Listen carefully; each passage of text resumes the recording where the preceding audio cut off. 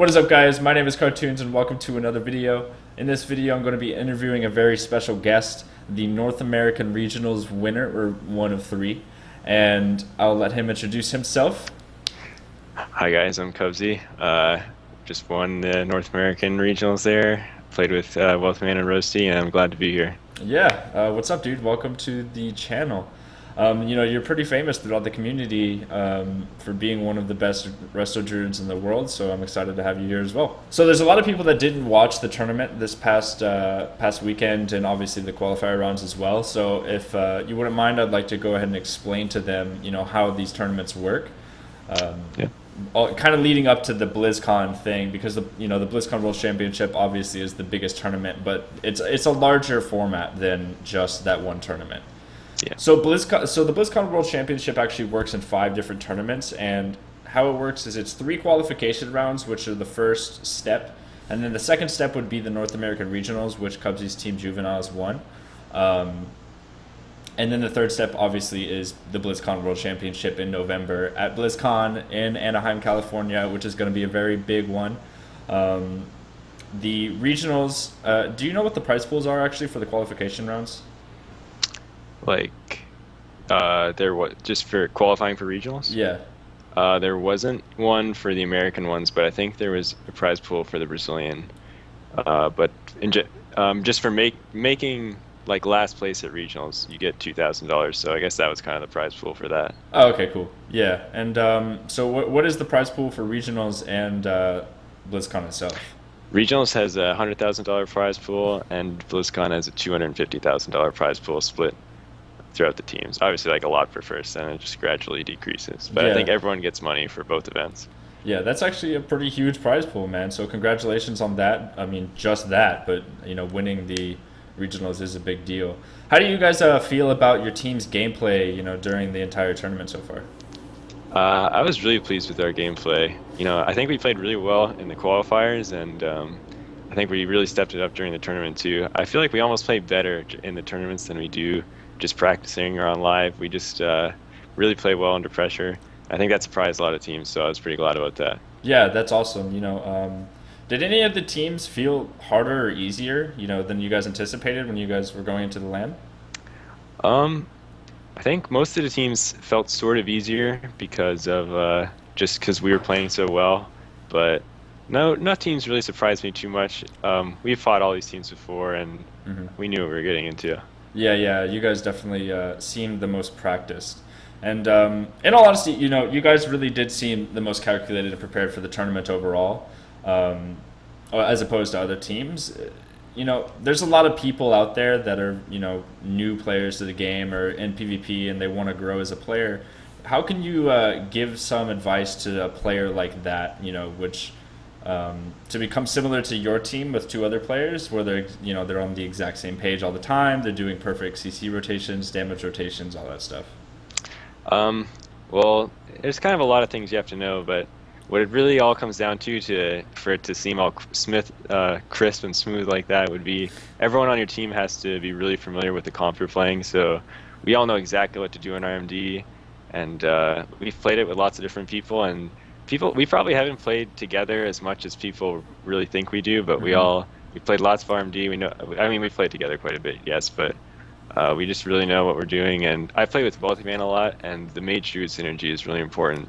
And I played with him last year at regionals too, so we obviously have a lot of experience like that. You just have to try and understand the game and understand everything you can, and just just have fun, just play a lot of WoW and try and get as good as you can. That's awesome. Yeah, that's actually really great advice. I mean, it does come obviously down to practice, but any craft does, so anything that you do in life will come back down to practice and how much time you put into. And obviously this is your craft, this is your artistry, so it's awesome to see it all come together in this tournament and just look all really well.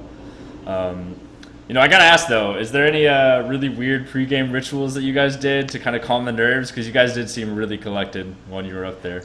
I heard that from a lot of people that we seemed really collected, but I can definitely tell you we were very nervous but right before you have to go and play, you had to sit right behind the behind the booth there, and you could hear the stream that was going on right then, but you couldn't watch it.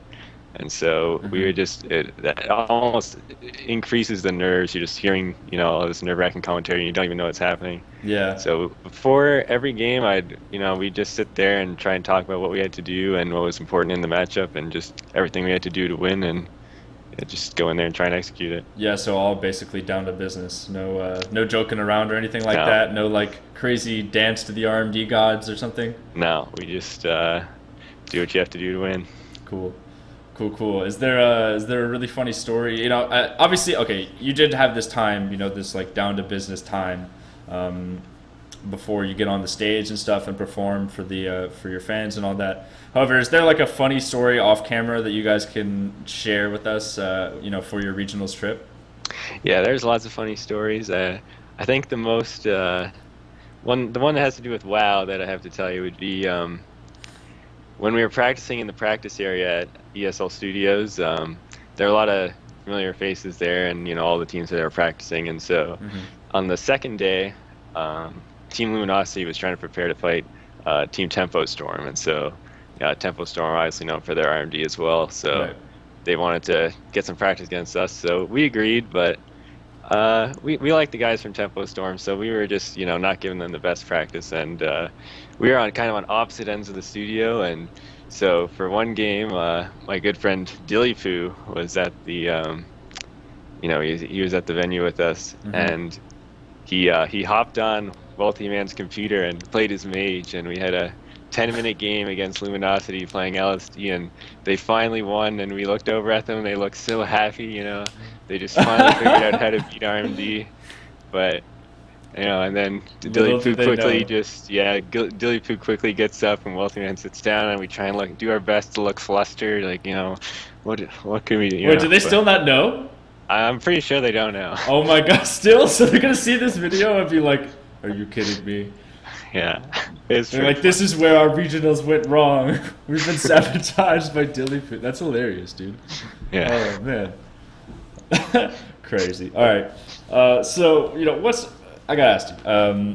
Back to the whole thing where people are trying to become as good as you guys because you are the best. You proved that in multiple venues now, and you probably will be proving that again when BlizzCon comes up for the World Championship against all the other regions. But what's a normal day of practice look like for just you specifically and for your team? I probably don't play as much, in terms of actually being in the arena as a lot of people do, but I think a lot, especially, if I know what I have to fight against, I spend a lot of time thinking about just the ways to optimize the way we play the game and just make it the cleanest, just eliminate the risk of losing. I wanted to go in there and just win every game and have no scary moments, and for the most part, that's what we did. In terms of playing WoW, it's good to just warm up, but our team, we all have the mechanics. We don't have to practice that much. We just have to make sure we're all on the same page, all know what to do, and just go out there and do it. Yeah. So I mean, it is kind of just like a warming up thing because you guys have played so long together, right? So yeah. It's not like is there any kind of form of troubleshooting that you guys have to go through though on like a day-to-day basis, or? Yeah, sometimes, if you just can't figure something out against a comp or something, then it is really important. Or if you're not playing that well together, it is really important that you're you're in there, you're queuing for decent amount of time just to get the practice in and make sure you can build the synergy and build up your strategies. But and that's definitely it's important to play the game, but and we honestly as a team probably could play the game more, and I'm sure we will play the game more coming up to BlizzCon. But yeah, that's what a day of practice would look like for us. Yeah, that makes sense. And so you mentioned BlizzCon. What are your guys' hopes, for your team competing at BlizzCon? Is there any like specific worries or teams that you're looking out for in other regions coming in? Europe seems really scary this year. They seem to have their meta seems to kind of be ahead of the American meta. Seems to be a lot more players over there, and definitely some scary teams there for RMD especially. I haven't really played against any of the really good HPL God comps, but everyone I've heard saying like that these European HFL God comps never lose to RMD. So, I actually I renewed my European subscription today to try and get some practice against them and Oh, just okay. scope it out.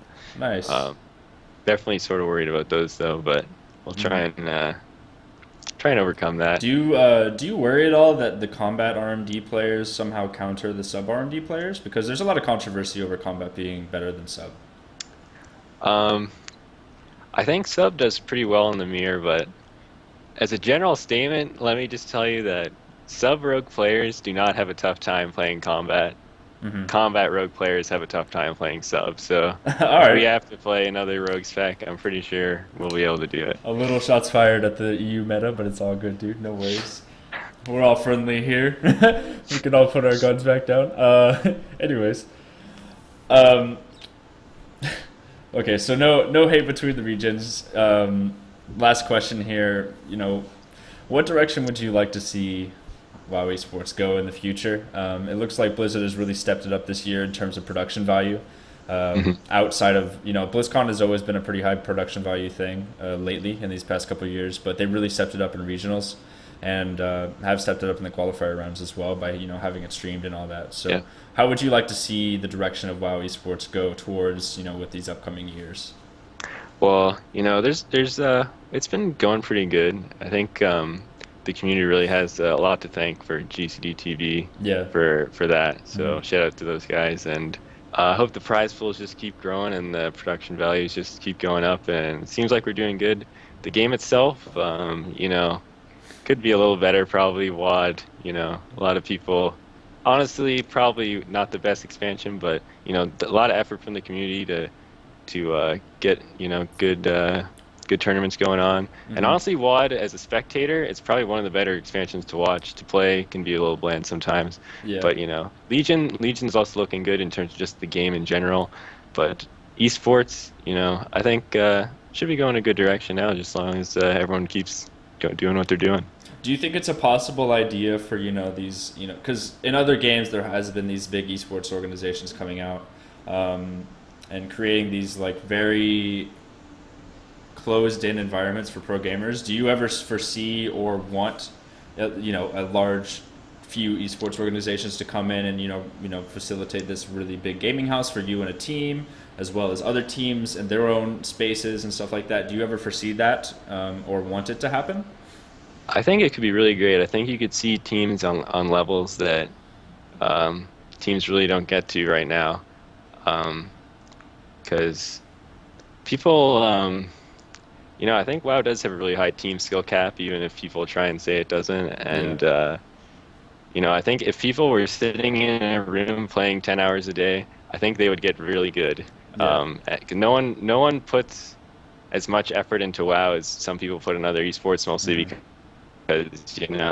there's no reason to. The monetary rewards, for the most part, weren't there, but now it seems like they're kind of coming. So, and I think honestly, people play more. People this year are probably better than ever. People are always getting better, and so I just want to see how far it can go.